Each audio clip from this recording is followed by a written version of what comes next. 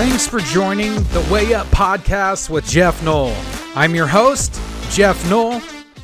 Now, the question you may be asking yourself is, what is this podcast all about? This is the very first episode. It's going to be episode 0 because this is just about me. I'm going to tell you who I am, why I want to do this podcast, what I am hoping to accomplish with it, and kind of give you my story. I feel like I have gone through a rather significant transformation in my life, and I'm very proud to say that I'm not the same human being that I used to be even a year ago. And that has everything to do with being consistent and being intentional and focused on what I am trying to accomplish. So the podcast, my plan, my idea, I'm going to be interviewing successful entrepreneurs and individuals and people that have been able to sustain success over time, not just have a good day. We did something right this time, and then we can't replicate that. I want to find people that are able to over and over and over again consistently accomplish things and keep growing and continue getting better, because that's my goal. I want to get as great as I can be. I feel like I owe that to my family. I owe that to the people that love me to be the best version of myself. And I haven't always lived that way, but it makes a huge difference. And I feel so much better whenever I am operating in a high capacity. So I want that for you too. And hopefully you do too. I'm imagining that if you clicked on a podcast called The Way Up and you read the little bio about what this is going to be, that you're probably interested in self-improvement and development as well. So hopefully you gain value from this. And I really would love for you to stay with me through this journey so we can do this together. This is going to be part of a legacy project for me because these podcasts are going to be up over time. I will be able to go through and I'm going to be able to pick out, these are the things that made a difference for these people. So as I'm interviewing these individuals, I'm going to be asking them different questions about what can they identify that made a difference and position them to be able to level up in their career, in their life. How did they maintain a work-life balance? Who were their social groups? What were their just individual people that really helped them and leveraged them into being successful, and different systems that they've used? And also, I want to ask them, what did they do whenever they felt like giving up? What were the things, the challenges that they faced that made them feel like throwing in the towel and quitting? Because everybody gets to that point from time to time. You get there. It's just what was their driving factor that kept them going and got them back up to keep fighting for what they want? Success leaves clues, and talking to people that are successful and, immersing yourself into a group of people that are performing at a high level in the arena that you want to be successful in is the best way to advance quicker, because you can learn from their mistakes rather than make your own and have to learn all the hard lessons over and over and over again. You don't have to reinvent the wheel. You just have to figure out what works for other people and do that. So I am very excited to get that information. I'm excited for me because I want to continue my trajectory up. And I want you to join me, and we can find that way up together. So that's super exciting for me. I hope to add value. About me, I'm just going to run through my story. And it's going to start from when I was a kid. And I'm going to take you really up to now, to this podcast right now. So I grew up in a very loving and affirming home. My father was a preacher. My mother was a preschool teacher. She was a stay-at-home mom, preacher's wife. There's all kinds of different activities at the church that she would go in, administrative type things, take care of. She homeschooled me for a couple of years and decided that if we were going to continue loving each other, that had to stop because I was not a wonderful student. If you can think back just a couple of years ago in 2020, when all the schools shut down because of COVID, and you're now the teacher, your kids are home all day, you got to figure out what's going on.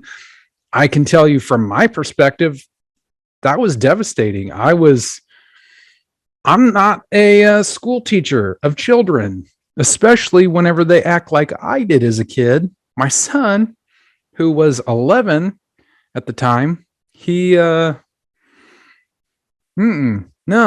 I didn't love that. That wasn't a great thing. I actually told his teachers that if they didn't go back to school the next school year, that I was going to have an 11-year-old dropout. So I'm glad that didn't happen. He's in school like he's supposed to be. I have a greater appreciation for teachers because of that. But I wasn't a wonderful student. I went through high school not really giving a crap about school. I didn't want to be there. I started working when I was 14 years old. I started bussing tables. Had a job. When I turned 16, I got to go work at Taco Bell because you had to be 16 to go there. And when I turned 18, they made me a shift manager on my birthday. So somebody said, well, of the people that work at Taco Bell, you've got what it takes to be a shift manager. Poor choice on their part. I did all kinds of irresponsible things that 18-year-old kids do. So I won't go into those details. No lawsuits will happen, but 18-year-olds should not be in charge of other people's food. I grow up watching my parents, who are wonderful people, but like most parents, they're figuring it out as they go. They did teach me some very good work ethic, but as far as an understanding of finance, I didn't really get that type of education at home. I can remember a handful of times being told you should listen to Dave Ramsey. He's got some great ideas, or you should be putting money back, or maybe $25 a week into a Roth IRA, and you'll be rich. And I'm like, well, when I have some money, I'm gonna do that. That sounds good. As I got jobs, if they paid more, it didn't mean that I had more money. It just means I had a little bit more money to spend, but I wasn't doing anything smart with my money. And I got to a point, I worked for an asphalt company. I had labor jobs because they paid way more than Taco Bell. It was very, very appealing to a kid right out of high school to go make $10 an hour. That was a huge jump from the $5.75 of being a shift manager. But I went and did that, and I talked to the people that worked there, that had been there for the longest, and they were making like $13 an hour, $14 an hour. I'm like, what? You're doing what? I've got guineas. I don't know if you can hear that, but good night. Hold on, I'm going to pause this and go shoo them away. I also had some self-esteem issues because I was overweight. Although I was too lazy. I knew that if you work out and you eat healthy, that you would get in better shape, but I didn't want to do that. I just didn't want to be a fat kid. But I was 272 pounds when I graduated high school. I was 6'2", which thank God I was tall because I would have been round otherwise. I went on, I didn't really change any of that for a long time. When I got divorced from my first wife, I did lose a bunch of weight. I lost, I don't know, I think about 60 pounds. And that felt really good. I was I decided that I wanted to become a personal trainer. I went to school to be a personal trainer, incurred a bunch of debt, and I did it for a little while. I didn't have enough clients to make that a full-time gig, so I was doing it around my other job, getting up at 5 a.m. to drive to a gym in a town, in a different town, to go train people a couple days a week, and then I'd do one after work in the afternoon a couple days a week. But it wasn't really profitable. Definitely wasn't worth incurring all the student loans. And then I got a job in the oil field, so that really kind of boned my schedule for being able to get to the gym. And you're kind of at the mercy of whatever you're eating, which is an excuse. It is an excuse of you can find something, but working oil field was a lot of times truck stops. You're traveling to your job site and you get what you get. So it's Subway, or if you're eating the chicken wings or pizza that you can get at Flying J or whatever, that's what I lived on. So I gained a bunch of weight. I put all the weight back on.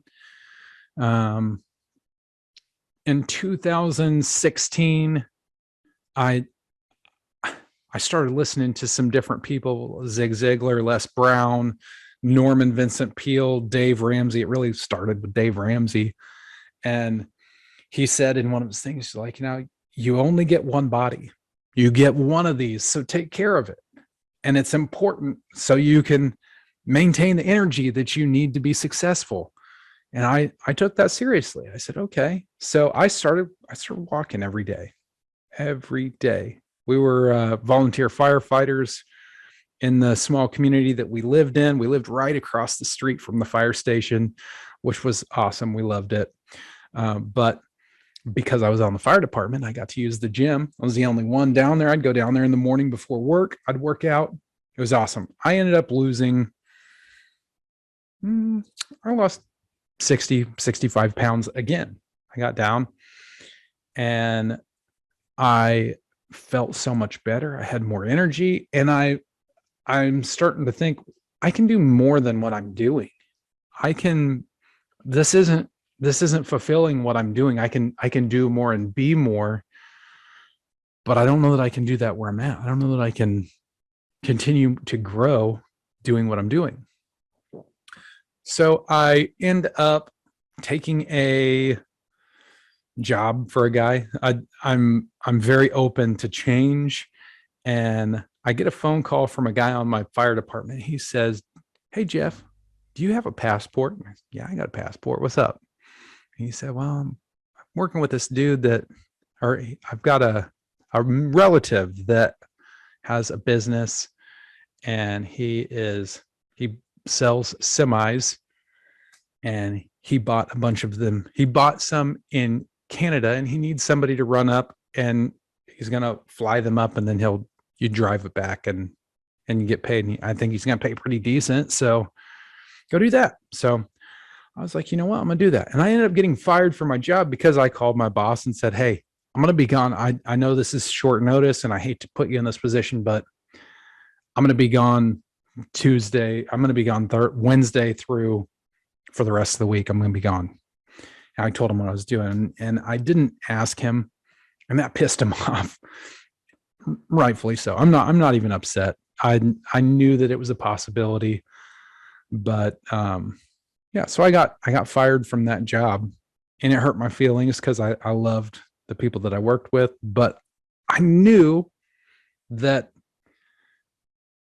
there was more out there for me. So I wasn't scared. I'm able to do things. I'm able to grow what I was doing. So I do that for a while. I go drive trucks. I didn't like it. I didn't love it. I was making okay-ish money, pretty decent for what it was, but it wasn't life-changing, and it definitely wasn't fulfilling, and it had me away from my family all the time, which that didn't work. I don't want to be away from my family. I'm not working so I can be gone. I want to be there. I want to be with my family. Always. I want to be with my family. So I'm looking for opportunities of things to do. and I had started selling fireworks. My father-in-law owns a display fireworks company. And so I talked to him about selling. I get into and I start selling fireworks shows, just a handful. And I got into that.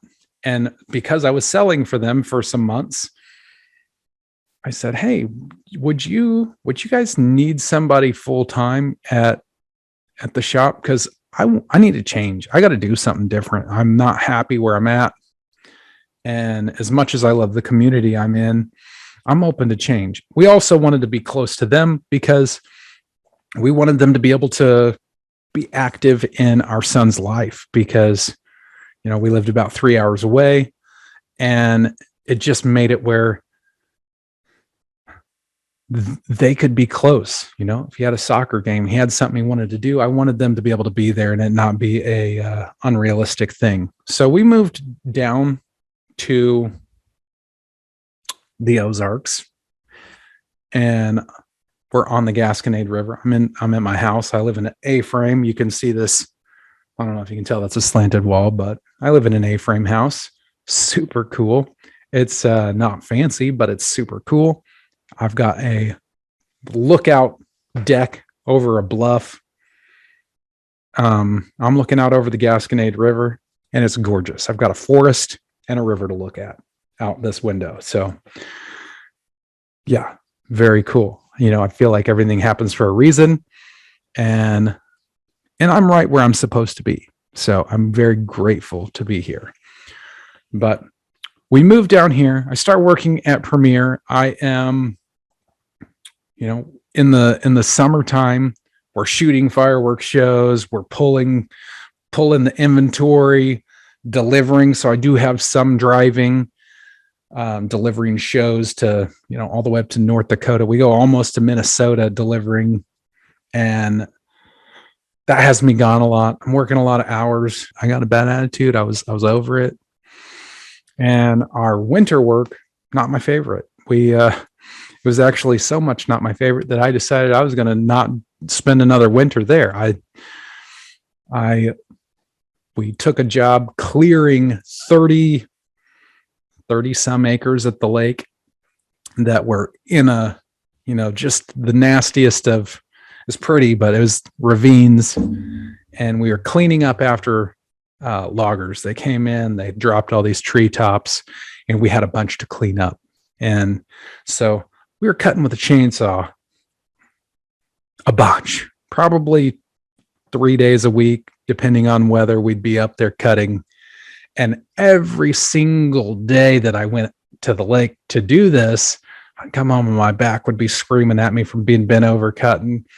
And I'd have a new injury from cutting wood. You just have injuries. It happens. If you cut wood a lot, maybe you're better than me. I don't know. That's possible. But I'd come home with a new injury almost every day. And I'm like, this is beating the crap out of me.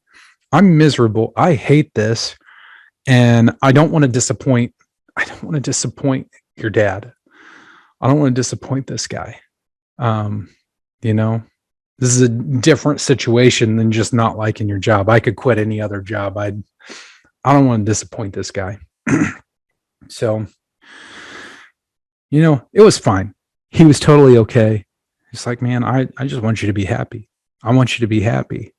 We can find somebody that'll work. We can find somebody that wants to do this. I just want you to be happy." So that was a weight off of my chest. Once I got to that point, I decided I've got to figure out something different. And I'm racking my brain of all the different things that I have done in the past, that I have some knowledge of.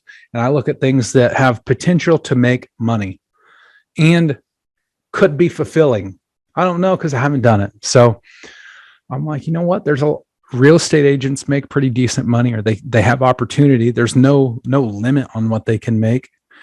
And maybe I give that a try. So I went to real estate. I saved up all through the summer. I was putting money back because I knew it was going to take a little bit of money to get started. It's a full commission job. And so I save up money. I'd go to real estate school. I get licensed. I went to the first place that I actually went and interviewed. I went there. I learned a lot. I got some great education, and I'm happy about that. My first year in real estate, I doubled my income from the prior year. So I was like, oh, okay, I'm on to something. And it was fulfilling. It is fulfilling being able to help people, because buying a house is a stressful thing. At least it can be. And sometimes it is, but being able to calm somebody in a scary moment in their life, relieve that stress, that is fulfilling for me.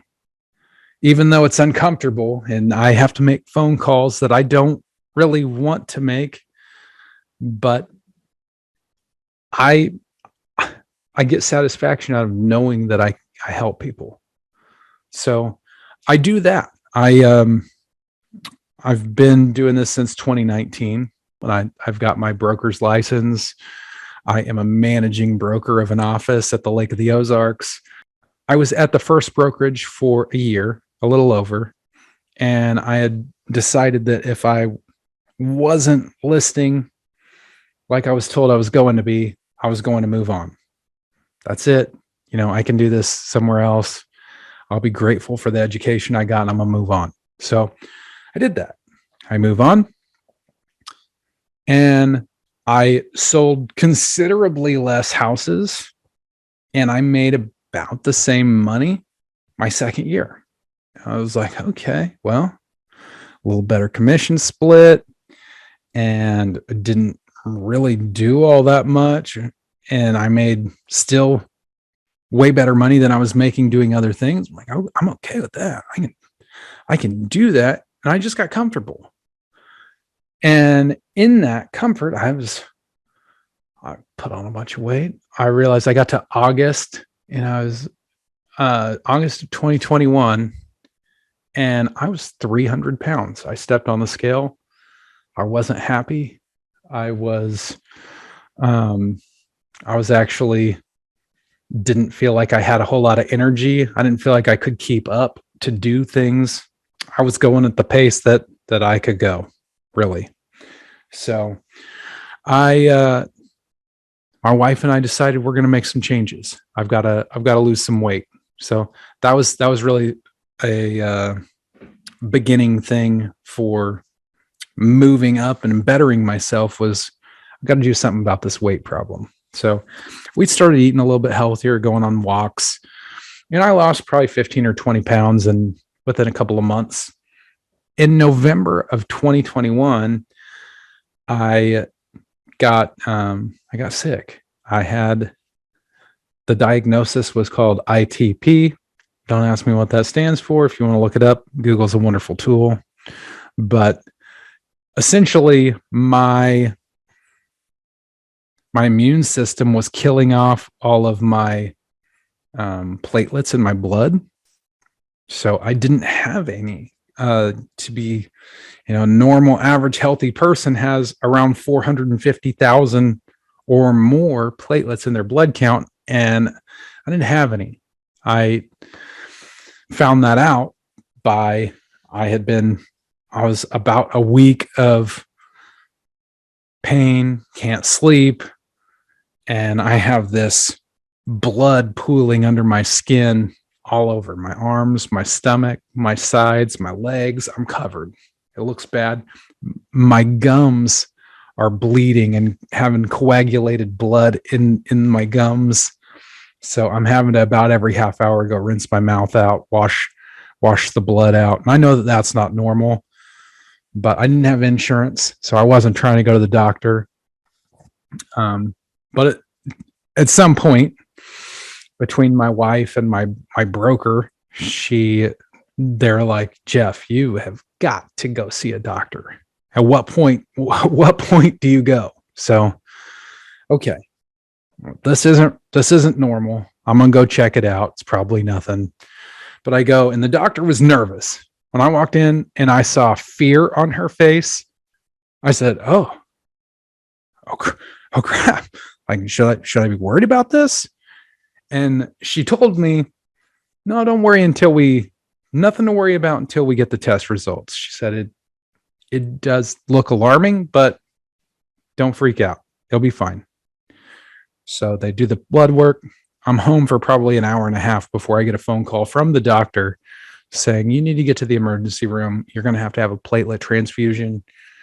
And I'm at this point scared. Oh shit. I don't know anything about this, but it's scary. So I go to the emergency room. They give me 4 bags, which I don't know how many that is. They gave me 4 units of platelets, and they wanted to transfer me to a different hospital on an ambulance. I'm like, hell no, I'm not riding an ambulance over 100 miles. Get that bill. Everything that came in because I didn't have insurance was, how much does this cost? I'm just worried about what this bill is going to become. And they spell out very clearly that if I don't go to a different hospital that has the specialist that I need, a hematologist, if I don't go see this, that I'm probably going to die. I'm not going to make it.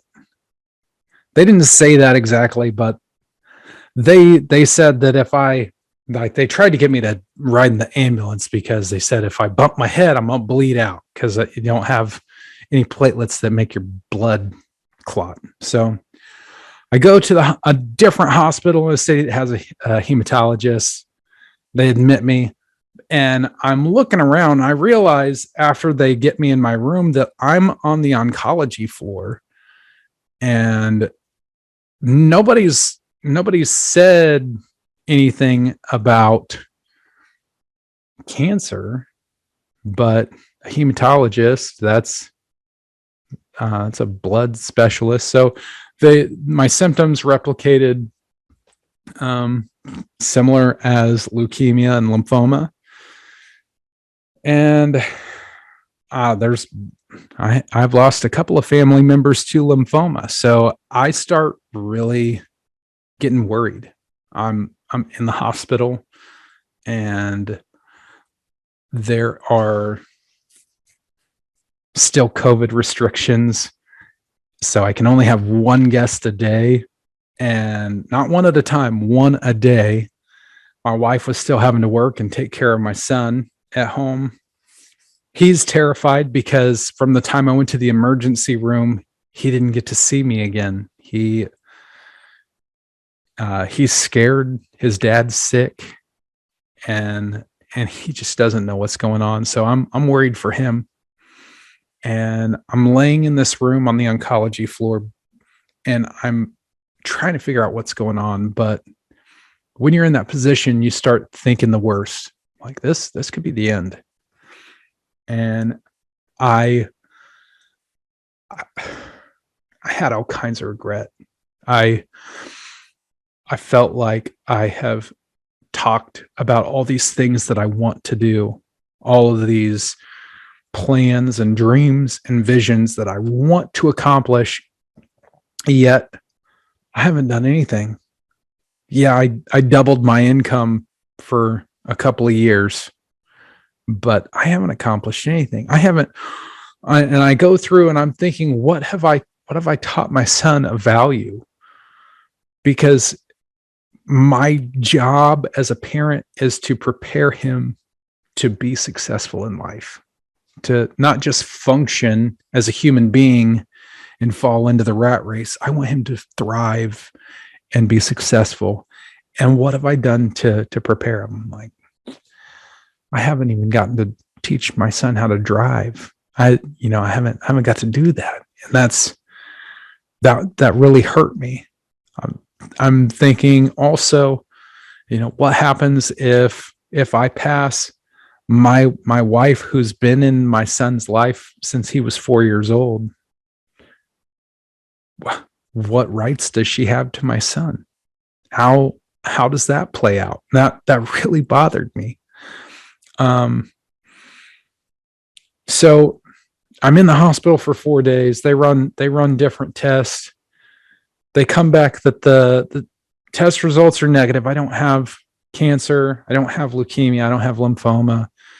The end diagnosis was ITP. But with that, they put me on prednisone, a high dosage. I was on 100 milligrams of prednisone when I left the hospital, and it stepped down over a period of about 3 months. And I was having to do, when I first left the hospital, I was doing blood work twice a week.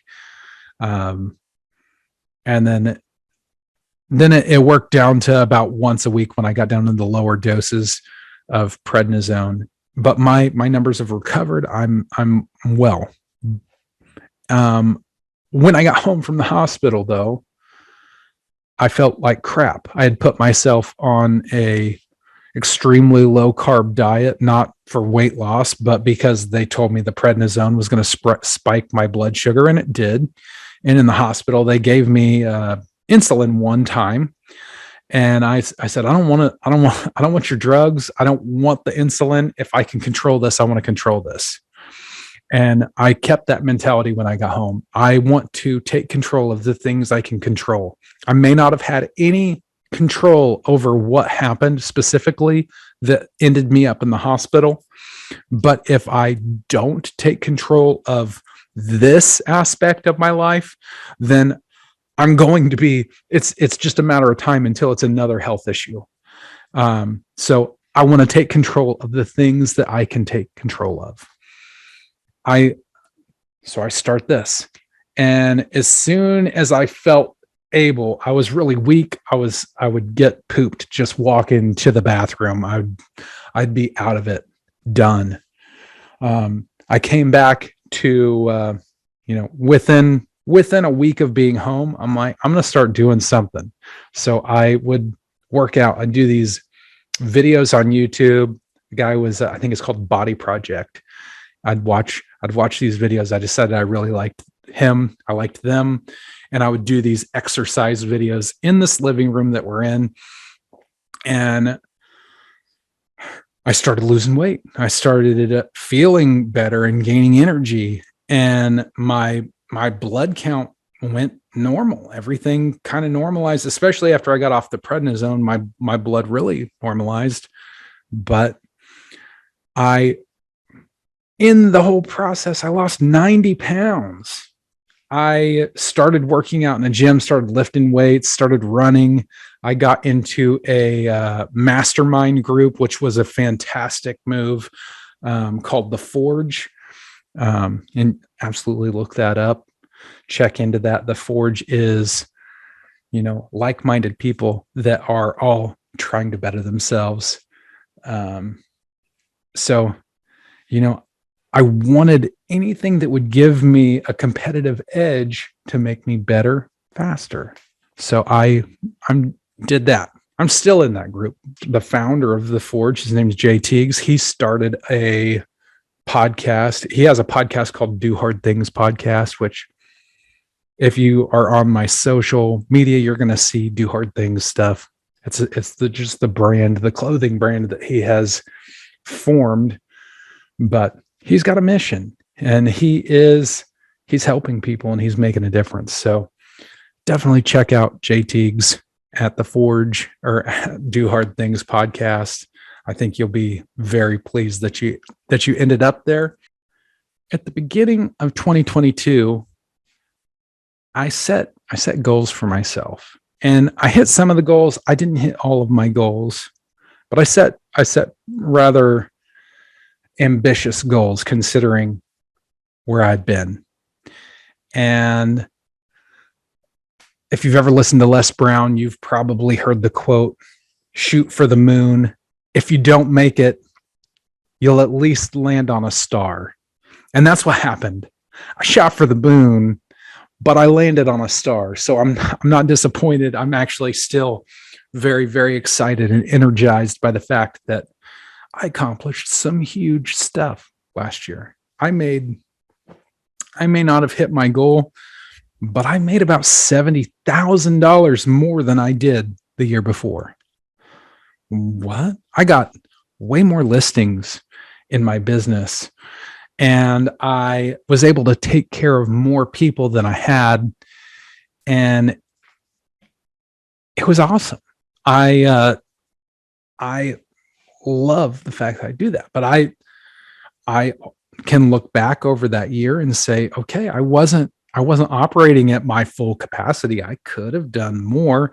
Yeah, there were times that I felt like I was chasing my tail, but there was also a lot of time that I could have put in more effort. So that's awesome. That just lets me know there's room to improve with that even. So one of the goals was I wanted to get my broker's license. So I went back to real estate school, got my broker's license, and I didn't know what I was going to do with it. I'm happy with the brokerage that I'm in. I'm not trying to go start my own brokerage with a brand new license. When you get these professional licenses, they just teach you how to not get sued, keep you out of court. They don't teach you how to broker. Real estate school is the same. They teach you what you need to know legally, but they don't teach you how to sell houses. You're not learning any sales skills. So brokering is just more responsibility as well as mentorship. But I care a lot about teaching other people how to do things and mentoring because it means a lot to me when people take their time and they share with me. So I want to do that for them. So I am very excited about that. And I've kind of fallen in love with the process of, growth and development. And if I can help other people accomplish big things, and that is very fulfilling for me. So I want to do that as well. But I have a bigger vision than just that. I've just discovered the podcast. I've heard of podcasts. I've not listened to a ton of podcasts over the years. I listen to one here and there. It's got Spotify on my phone, so I'll listen every once in a while to a different podcast and check them out. Some of them are garbage. Some of them are good. It's just all about what you're into. But I also stumbled across YouTube I've been watching videos on YouTube. I've learned how to do tons of stuff on YouTube. I'm like, why am I not utilizing this platform to further my business? So here we are. You may be seeing this on YouTube. You may be listening to me in your car, but I am here. So I'm very, very excited to be at this point where I'm bringing content to a much larger audience than just people that I can reach out and touch. And I am very hopeful that you'll join me as I continue to go forward and we can learn together how we can be the very best version of ourselves. I do want to go back to something that I said in the very beginning of the podcast about growing up in an affirming home and remembering my mom. She would often tell me, Geoff, I know you're going to do big things. You have big things ahead of you. She didn't tell me what it was. I didn't know what it would be. And that bothered me a lot whenever my mom passed away, and I didn't feel like I had any clue what I was doing with my life. My mom passed away in 2014 of breast cancer. And I felt like, I don't know what I'm doing. I don't know what my purpose is. I don't know how I'm going to do big things, but she told me I would. She said, you're going to do big things. I believe God's got a plan for you and you can change the world. That's big. That's big. So before I get off of here today, I do want to let you know, if you can hear my voice, that message is for you. I totally believe you have big things ahead of you. You can do big, big things. You can do hard things, and you can change the world. You have to believe that too. So come back, join me on the way up with Geoff Knoll. We can do this together. I want to learn with you. and I look forward to seeing you back here next time.